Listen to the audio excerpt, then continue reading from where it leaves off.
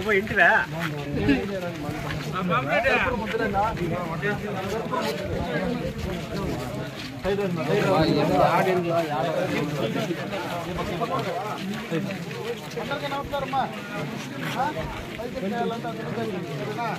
మన సెల్ఫీ తీసుకోండి.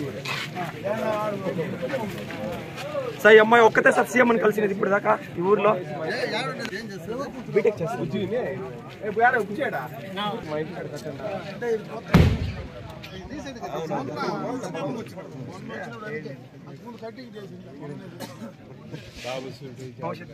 చదువుకున్నాను కాబట్టి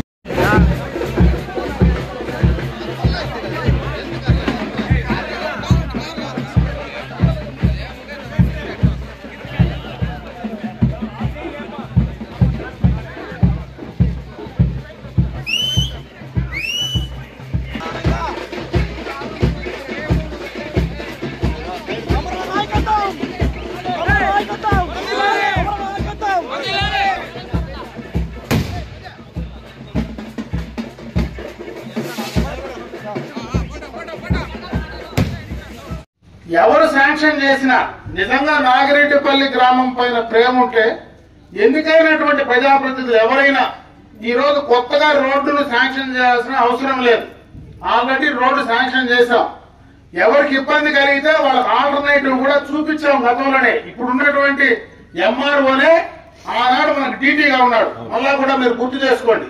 ఈ రోజు ఎవరైతే ఎంఆర్ఓ ఉన్నాడో అదే ఎంఆర్ఓ గతంలో డీటీగా ఆ గ్రామస్తులతో మాట్లాడిన సందర్భాన్ని కూడా ఒకసారి గుర్తు చేస్తా ఉన్నా.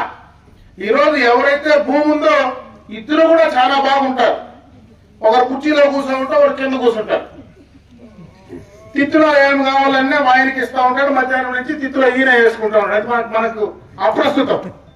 నిజంగా ఈ గ్రామానికి ప్రేమ ఉంటే ఎందుకు చేయలేకపోయినారో నాకు తెలియదు. కానీ అయితే నేను ఈ గ్రామస్తులకు మాటిస్తా ఉన్నా, రేపు ఖచ్చితంగా ఈ గ్రామానికి ఉండేటువంటి దారి ఏదో రకంగా పరిష్కారం చేసే దాంట్లో ఖచ్చితంగా మనం తీసుకుంటామని తెలియజేసుకుంటా ఉన్నా. ఇదే కాదు, ఇప్పుడు కిషోర్ 2-3 విషయాలు చెప్పినాడు. గతంలో ఎన్టీ రామారావు గారు తెలుగుదేశం పార్టీ వాళ్ళందరికీ ఒకటే నేర్పించినాడు, ఎన్నికలప్పుడే రాజకీయం చేయండి, ఎన్నికలు అయిపోయిన తర్వాత ఓటేసినోడు ఒకటే, ఓటైనోడు ఒకటే, అందరినీ సమానంగా చూడమన్నాడు. మమ్మల్ని పుట్టించిన పెద్దవాళ్ళు కూడా అదే చెప్పినారు, ఎన్నికలప్పుడే రాజకీయం చేయండి, ఎన్నికల తర్వాత ఓటేసినోడు మనకు సమానమే, ఈనోడు సమానమే, గ్రామాల్ని అభివృద్ధి చేయమని చెప్పినారు. ఆ పందాలోనే ఇన్ని రోజులు పోయినాం. ఈ గ్రామంలో మీకు ఉండేటువంటి పనులన్నీ కూడా ఆ రోజు నిజంగా ఇప్పుడు వీళ్ళు అనుకొని చేసినటువంటి పనులు గతంలో చేసింటే ఈ రోజు నేను రోడ్లోనే వచ్చింటా, సిమెంట్ రోడ్లో వచ్చింటా. గ్రామానికి మనకు మంచి కోసం, న్యాయం కోసమే పనిచేసాం. అది తప్పో రైటో రేపు ఎన్నికల తర్వాత దానికి సంబంధించినటువంటి పర్యవసానాలు ఆ రోజు మనం ఆలోచించుకుందాం. నేను ఇంకోటి కూడా చెప్తా ఉన్నా, ఈరోజు మొత్తం కూడా రైతులు ఉన్నారు. ఇక్కడ ఈ గ్రామం మొత్తం కూడా రైతు కూలీలు ఉన్నారు, సెరికల్చర్ చేసేవాళ్ళు ఉన్నారు, ఇంటింటికి ఆవులు పెట్టుకొని పాలు పోసేవాళ్ళు ఉన్నారు. దాదాపు 40 క్యాన్లు ఈ ఊరు నుంచి పాలు పోసేటువంటి రైతులు ఉన్నారు.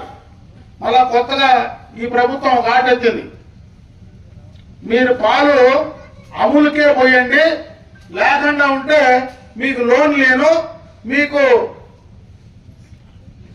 డాక్రావన్నీ కూడా మేము కట్ చేస్తామని మాట్లాడుతూ ఉన్నారు. అసలు మన ఆవు పాలు మనం పిండుకొని మనం ఎవరికి పోసుకుంటామో ప్రభుత్వానికి ఏం సంబంధమో అని అడుగుతా ఉన్నా. జగన్మోహన్ రెడ్డి ఇంట్లో ఆవు కాదు కదా పిసికిచ్చేదానికి, లేదా ఎమ్మెల్యే ఇంట్లో ఆవా, లేదా ఎంపీ ఇంట్లో ఆవా. నా ఆవు పాలు ఫలానా చోట అమ్మాయి అని చెప్పేదానికి మన ఇంట్లో పొద్దున్నే ఆవు కట్టేసుకొని మనం పేడెత్తుకొని మనం పాలు పిండి మనం కసు వేసుకొని మన పాలు అమ్ముకోవాలన్న ప్రభుత్వానికి ఏం సంబంధమో అని అడుగుతా ఉన్నా. ఇట్లా బుద్ధి లేని ప్రభుత్వానికి ఓట్లేసిందని సిగ్గుపడాలి మనం. కనీసం భూములకు బొమ్మేస్తుంది, పట్టాదారు పుస్తకాలు చూసింటాం నిన్న మొన్న. మన తాతలు ముత్తాతలు సంపాదించిన భూమికి జగన్మోహన్ రెడ్డి బొమ్మేసుకొని మనం ఇంట్లో పెట్టుకోవడమా లేదా? మనకు అవసరమా? మన భూమికి మన తాతలు మన ముత్తాతలు సంపాదించిన భూమికి జగన్మోహన్ రెడ్డికి మన భూమికి ఏమయ్యా సంబంధమో? దాని బొమ్మేస్తే సరే పోతే పోనీలంటే ఈ రోజు నువ్వు పాలు ఫలానా చోట పోయమంటావు, రేపు పొద్దున నువ్వు ఇంటింటికి స్టిక్కర్లు అతికిస్తా ఉన్నారు. ఇప్పుడు 4 ఏళ్లుగా మామూలుగా దానికి ఒక చట్టం ఉంది. ఒకవేళ భూమి నీది కాకపోయినా ఆది నీది కాకపోయినా 12 సంవత్సరాల అనుభవంలో ఉంటే అడ్వాన్స్ పొజిషన్ వస్తుందంట. అట్లా 4.5 సంవత్సరం నుంచి మన ఇంటికి అతికిస్తా ఉన్నాడు బొమ్మ. రేపు ఆ ఇల్లు కూడా నాదే అంటే మనం ఎవరికి చెప్పాలా? మనం కట్టుకుని ఇల్లు. నీ బొమ్మ నా ఇంటికి ఎందుకు? నా భూమికి నీ బొమ్మ ఎందుకు? నా పాలు అమ్ముకునేది నీ పర్మిషన్ ఎందుకు? జగన్మోహన్ రెడ్డి కనీసం బుద్ధుండి ఈ పనులు చేస్తావా? బుద్ధి లేకుండా ఈ పనులు చేస్తావా? ఆలోచించాల్సినటువంటి పరిస్థితి నేను ఆలోచించుకోమనే చెప్తా ఉన్నా. అప్పుడే చెప్పా, ఉపాధి హామీ కూలీలు చేసుకునే పని. దాంట్లో నీకు నాకేమి పని? ఎమ్మెల్యేలకి ఏం పని, ఎంపీపీలకి ఏం పని, జడ్పీటీసీలకి ఏం పని, సర్పంచులకి ఏం పని? సర్పంచులు కావాలంటే దానికి సంబంధించిన బిల్లులు ఇవ్వాల. ముఖ్యమంత్రికి ఏం పని అంటే వాడు కూలి చేసుకునే పని కూడా నువ్వు చెప్పి నీ దగ్గర పర్మిషన్ తీసుకొని కూలి చేయాలా? ఎట్లా ఇసుక తోలుకుంటా ఉన్నావు? నువ్వే నీ పర్మిషన్ తీసుకునే తోలుకోవాలా? అది ఎట్లా ఇసుక తోలుతా ఉన్నారు ఇక్కడ? ఆ ఇసుక తోలేదంతా పర్మిషన్ లేకుంటే తోలలేము. కనీసం చెరువులో ఒక లోటు మన్ను తోలుకోవాలన్నా కూడా వాళ్ళ పర్మిషన్ ఉండాలా, వాళ్ళ ట్రాక్టరే తోలాలి, ఇంకో ట్రాక్టర్ తోలకూడదు. కూలి పని చేసుకునే వాడిని నోరు కూడా కొట్టాలంటే ఇంతకంటే అన్యాయమైన ప్రభుత్వం ఏమైనా ఉంటుందా? ఆలోచించుకోండి. మళ్ళా ఈ ఊర్లో వేయరు, మళ్ళా ఎవడైనా ఈ ఊర్లో 5 మందో 10 మందో 20 మందో 30 మందో మళ్ళా ఇంకొకసారి చూద్దామంటే ఒకసారి చూసిన దానికి మొత్తం వాగిపోయింది. ఇంకొకసారి చూద్దామంటే ఉండేది క్లీన్ గా వెళ్ళిపోతుంది. కొట్లు కూడా మేఘం బెత్తలతో నిలబడాల. అందుకే అందరికీ నాగిరెడ్డిపల్లి గ్రామస్తులకంతా చెప్తా ఉండా, మళ్ళా ఈ రాష్ట్రంలో న్యాయం జరగాలన్నా మంచి జరగాలన్నా ఈ రోజు ఉండేటువంటి యువకులు రోడ్డుపైకి వచ్చినారు. వాళ్ళ భవిష్యత్తు బాగుండాలన్నా ఈ రోజు పెద్దోళ్ళు కుటుంబాల్లో ఉండేవాళ్ళు మన బిడ్డలు భవిష్యత్తు బాగుండాలని కోరుకునే ప్రతి కుటుంబం కూడా చంద్రబాబు నాయుడు ముఖ్యమంత్రి కావాలని కోరుకోండి. ఖచ్చితంగా ఈ రాష్ట్రానికి న్యాయం జరుగుతుందని చెప్పి తెలియజేసుకుంటూ మళ్ళా ఈ జగన్మోహన్ రెడ్డిని పర్మినెంట్ గా ఈ రాష్ట్రం నుంచి రాజకీయాల నుంచి దూరం పంపించండి. ఎందుకంటే ఎక్కువ చెప్పాల్సిన పనుల మెచ్చుకోడు పడితే చాలు. 5 ఏళ్ల నుంచి నీ చెల్లి ఈ రోజు లేదు, నువ్వు వదిలిన బాణం ఏడికి పోయిందో తిరుక్కొని నీ మీదకే వచ్చేసింది. మామూలుగా బాణం వేస్తే ముందుకు పోతుంది. ఈయనవన్నీ రివర్స్, కండ్రలు అంటే రివర్స్ అంటాడు, ఇంట్లో తోడబుట్టు అయినా రివర్స్ వచ్చేసింది. తల్లి లేదు, చిన్న ఆయన అడిగిపోయినాడు, పాపం ఆయన పైకి వెళ్ళిపోయినాడు. ఆయన గురించి చెప్పేవాడే లేడు. ఇంతకంటే దౌర్భాగ్యం ఏమైనా ఉంటుందా? ఎందుకంటే అన్యాయం ఉంటుందా?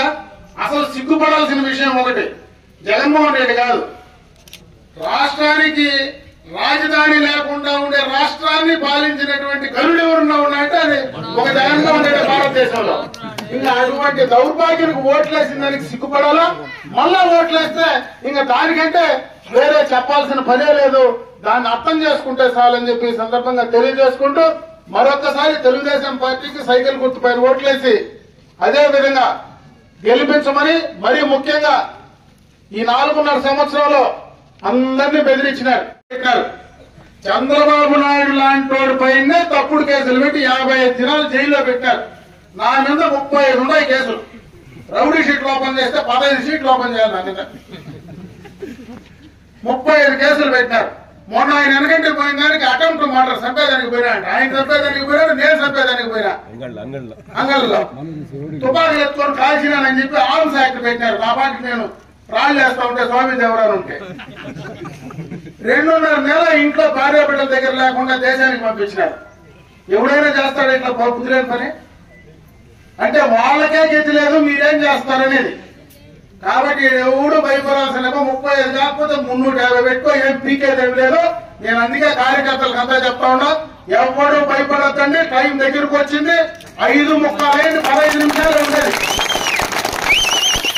15 నిమిషాలే సమయం ఉండేది వాళ్ళకి. పొద్దంతా పోయింది. పండగ కూడా వచ్చే సంక్రాంతి. మళ్ళీ ఈసారి శివరాత్రి వచ్చే ముందుకు ఏముండదు, అంతా ఇచ్చిపోయింది. శివరాత్రికి శివశివాన్ని సరి వెళ్ళిపోతుంది, జగనన్న వెళ్ళిపోతాడు. కాబట్టి ఎవడు భయపడాల్సిన పనిలే. మీకేమైనా అయితే ఖచ్చితంగా ఈ నుండే మండల పార్టీ నేను ఖచ్చితంగా అండగా ఉంటామని చెప్పి మరొకసారి నాగిరెడ్డిపల్లి గ్రామస్తులందరికీ తెలియజేసుకుంటూ సెలవు తీసుకున్నా. జై తెలుగుదేశం, జై జనసేన. సహాయంలోనే గతంలో చేసుకున్నాం. ఎప్పటి నుంచినో ఈ గ్రామానికి రోడ్డు సౌకర్యం గురించి చాలా సందర్భాల్లో నేను ఇక్కడికి వచ్చినప్పుడు కూడా నా దృష్టికి తెచ్చారు. గత ప్రభుత్వంలోనే ఎక్స్టర్నల్ ఎయిడెడ్ ప్రాజెక్ట్ కింద ఏషియన్ బ్యాంక్ నిధులతో రోడ్డు కూడా శాంక్షన్ చేసినటువంటి జీవో కాపీ నా దగ్గర ఉంది. దానికి సంబంధించి దాదాపు నియోజకవర్గంలో 139 కోట్ల రూపాయలు రోడ్లు శాంక్షన్ చేస్తే దాంట్లో నాగిరెడ్డిపల్లి గ్రామం కూడా ఉంది. మిగతా అన్ని పనులు క్యాన్సిల్ చేసిన ఈ ప్రాజెక్టును క్యాన్సిల్ చేయడానికి వీలు కాలం. ఇది రాష్ట్ర ప్రభుత్వం డబ్బు కాదు, కేంద్ర ప్రభుత్వం డబ్బు కాదు, ప్రత్యేకంగా ఏషియన్ బ్యాంక్ నిధుల నుంచి తీసుకొచ్చినటువంటి డబ్బు కాబట్టి ఈ రోజుకు కూడా ఈ రోడ్డు శాంక్షన్ కాపీ లైవ్ లోనే ఉందని చెప్పి ఈ సందర్భంగా గ్రామస్తులందరూ తెలియజేసుకుంటున్నారు. గత ప్రభుత్వంలోనే చాలా సార్లు ఎంఆర్ఓ దగ్గర కూడా పిలిపించి మనకు ఏదైతే ఆ దారి సమస్య ఉందో ఆ దారి సమస్యను పరిష్కరింపజేసుకోవడానికి 2-3 దఫాలు మనం మాట్లాడిన సందర్భాన్ని కూడా ఒకసారి గుర్తు చేస్తా ఉన్నా. సైట్లు కూడా ఇస్తామని చెప్పాను. వాళ్లకు వేరే చోట ఎవరైతే మనల్ని ఇబ్బంది చేస్తున్నారో వాళ్లకు వేరే చోట విలువైనటువంటి భూమి, బైరెడ్డిపల్లి టౌన్ ఆనుకోనుండేటువంటి భూమి ఇక్కడ రోడ్డుకి ఇచ్చినటువంటి దానికి అక్కడ హౌస్ సైట్లు కూడా ఇస్తామని చెప్పిన మాట కూడా ఒకసారి మీకు గుర్తు చేస్తా ఉన్నా. అయితే దురదృష్టం ప్రభుత్వం అధికారంలో లేకపోవడం, చంద్రబాబు నాయుడు గారు ప్రభుత్వం రాకపోవడం, నేను శాసనసభ్యుడిగా గెలవలేకపోవడం, అవి రెండూ కూడా ఈ రోజు 4.5 సంవత్సరంగా ఈ రోడ్డు పని ఆగిపోవడానికి ప్రధాన కారణం అని చెప్పి సందర్భంగా కూడా నేను మీకు తెలియజేసుకుంటున్నాను.